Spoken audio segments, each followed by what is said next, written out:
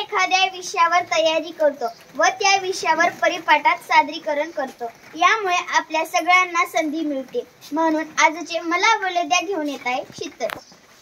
नमस्कार, माझे नाव शीतल. आजच्या परिपाठांतर्गत मला बोल द्याअंतर्गत मी विषय घेतला आहे राग.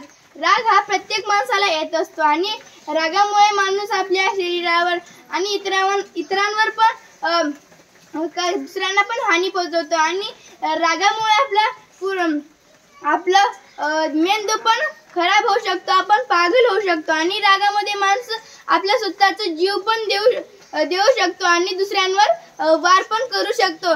आणि राग हा आपल्याला येऊ नये, कारण त्यामुळे आपण आपल्या शरीरावर आपल्या जीवनावर वेगवेगळे प्रभाव करून घेतो.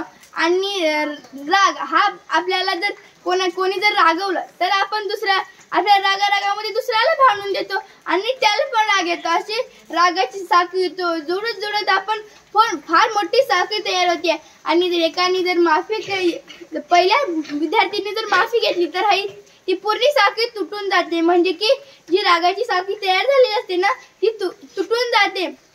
आणि राग हा प्रत्येक माणसाला येतो आणि ते आपल्याला राग जर आला ना, आपण काय पण करतो ते आपल्याला केलं नाही पाहिजे. आणि रागामुळेच आपली पूर्ण बुद्धी नष्ट होते. आणि जर आपल्याला एखाद्या गुरुजींनी रागवलं तर आपल्या ते चांगल्यासाठी रागवतात ना, पण आपण ते आपल्या मनावर घेतो आणि आपण कोणत्या विषयात सहभागी घेत नाही, विषयावर लक्ष देत नाही, आपलं चालत असतं.